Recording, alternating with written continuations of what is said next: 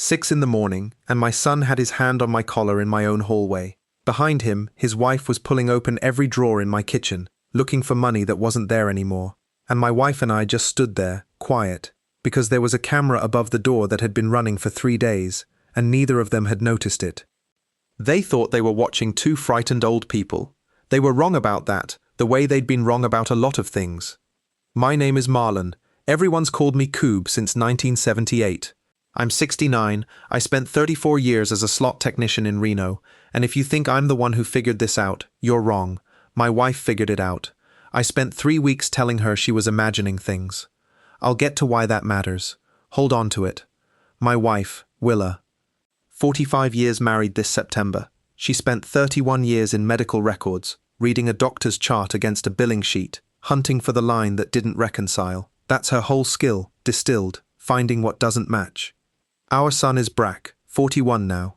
He grew up practically inside the casino where I worked, doing homework in the coffee shop while I finished my shift, asking me what every board and hopper did.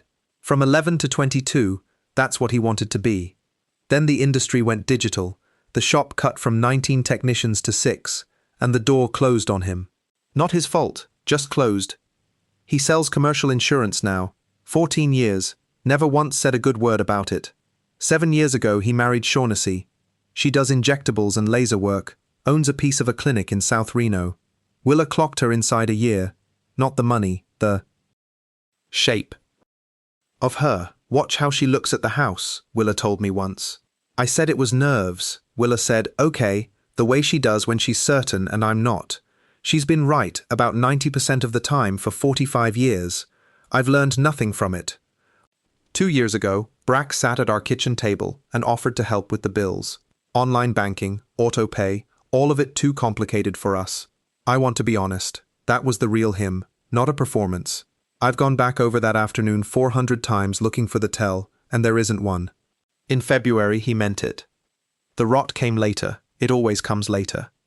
2 weeks after we gave him access, Willa spread a statement on the table and put her finger on 4 charges. $240, $310, $185. Nothing enormous. Close enough to real bills that you'd skate right past them. I said maybe there was an explanation. She said, let's find out how bad it could be before we ask him. She pulled 6 months of records and sat with 3 highlighters for 4 hours. Yellow for questionable, orange for definitely not ours. Green for anything tied to a real invoice. There was almost no green. 6 months, $19,200. I argued with her. I said something I'd give a lot to take back. That she'd never liked Sean, and needed to be honest about whether that was coloring this. She didn't raise her voice. She never does. She said, you're right that I don't like her. That's why I pulled 6 months, instead of coming to you after 1 line. Then she told me the withdrawals started 5 months before he ever asked for access. He hadn't been starting something in February. He'd been regularizing something already running, using an old login he'd set up for us in 2019 and never removed himself from. That's when I stopped arguing with my wife. We went to our attorney, Booker Lamb, 70 years old, elder law, office on Court Street. He read Willa's binder, tabbed, indexed, in her handwriting, for 11 minutes without a word. Then he asked how far back we'd pulled. 6 months, Willa said. Pull 3 years. She did. Total came back at $118,400 over 26 months. It started at $300 a month. By the last summer, $4,000 and $5,000 at a time. Always within 2 days of a deposit. My pension on the 3rd. Social Security on the 2nd Wednesday. He knew our schedule better than I did. He wasn't taking what he needed. He was taking when the well filled. Then Willa slid across one more sheet. A $24,000 credit line application. My signature at the bottom. Close. Really close. But my K always drops off the line at the end. This one sat level. That's not mine, I said. I know, she said. I already knew. That's the moment it stopped being a misunderstanding a lawyer could talk his way around. You cannot accidentally forge a man's name. Booker was blunt.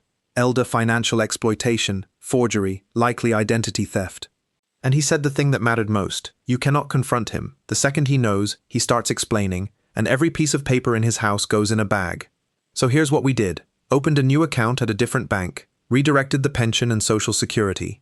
Left $96 in the old account, enough to look like an oversight, not a decision. And I put a $90 doorbell camera over the front entrance. Then we waited 11 days. He called twice during that stretch. Normal calls, basketball, his mother's knee.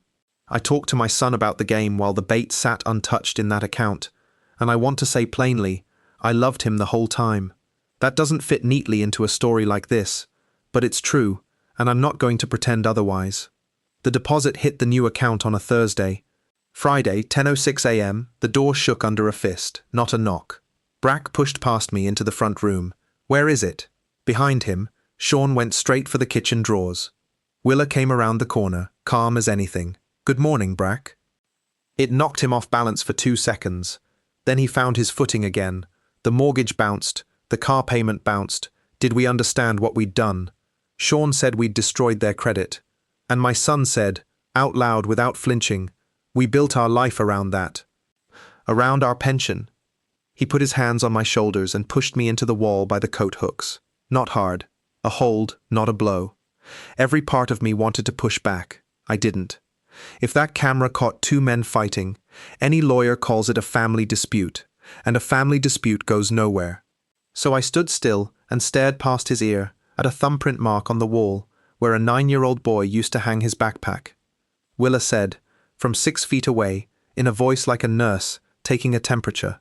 The camera above the door has been running since Tuesday. 11 seconds of silence. His hands came off me like I'd gone hot. The only true thing he said all morning. Dad, I was going to put it back. They were arrested the next morning. I didn't go, didn't ask to.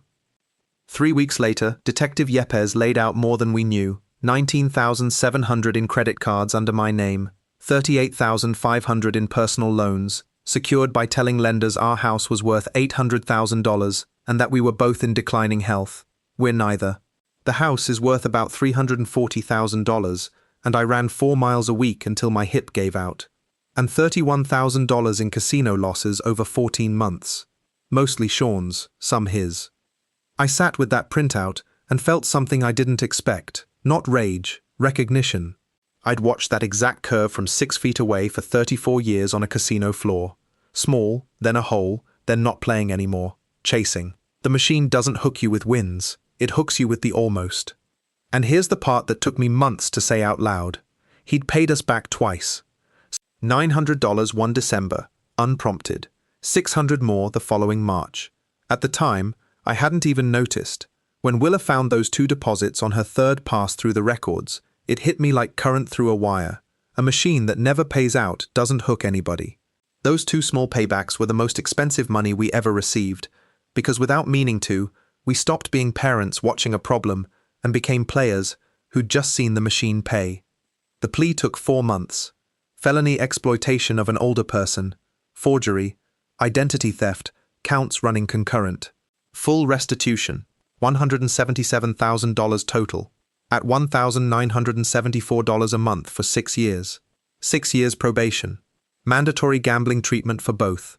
A no-contact order. And one condition mattered more than the money. Full allocution in open court. Not an apology. A statement of facts, on the record. He'd lost 25 pounds. His suit hung on him. His hands shook so badly he had to lay the paper flat to read it. He described the withdrawals, the timing against our deposits, the forged signature, the lies to lenders about our health and wealth, the morning he put his hands on his father. Then he looked up and said, I told myself every month that it was the last one. The judge told him, that's the most common sentence in that courtroom, and it's the reason the number reaches 6 figures instead of stopping at $300. Outside, his attorney held him back because of the order. Willa said, Brack, we love you, and we're not going to see you for a while. I didn't say anything at all. I still don't know if that was strength or just an empty tank. Sean filed for divorce in November and moved to her sister's in Sacramento. Willa had called it in March, before charges were even filed, off by 2 months, which for her is practically a miss. Brack works 2 jobs now, a warehouse during the week, a rental car counter on weekends. The restitution payment has come on the 1st of the month, on time, for 14 months straight. Part of me is proud of that. Part of me doesn't trust the part that's proud, because as Willa put it, he's paying because a judge is watching. That's not the same as changing. His wife's sister called to ask how we could do this to our own son. I told her there's video, there are bank records, there's a signature that isn't mine. Wait for the hearing. It's public. We're all right now. The money's ours again. Most evenings, Willa and I sit on the back steps with coffee, not saying much, and that's enough. The binder's still in the hall closet, third from the left, tabbed in order. I asked her once if she wanted to throw it out. No, she said. That's the year I was right and you finally listened. Here's what 34 years on a casino floor and 26 months inside my own family taught me. Nobody takes anything from you all at once. You hand it over one pull at a time, because you keep being shown an almost. The phone calls, the 2 small paybacks, the good mornings, every one of them was a jackpot symbol, sitting just above the pay line, close enough to see, never close enough to land. So if somebody in your life owes you money and pays back a little out of nowhere, don't just feel relieved. Write down the date, the amount, and what happened next. If the paybacks are small, irregular, unprompted, and each one is followed a few months later by a bigger ask, that's not good faith. That's a schedule. It's the same one printed on a board inside a slot machine, and it works whether or not the person running it knows what they're doing. If the person you're worried about is the one at the machine, there's a helpline printed on every cabinet in this state, and a national one, 1-800-GAMBLER, free, 24 hours. The average person waits about 7 years to make that call. Don't be average about it. I still ask myself some nights, when was the last time somebody showed me an almost, and did I write it down as progress? Tell me where you're listening from, and what you would have done differently. And if this one reached you, stay with me and subscribe. This is a fictional story inspired by real emotional experiences. Any resemblance to real people or events is coincidental.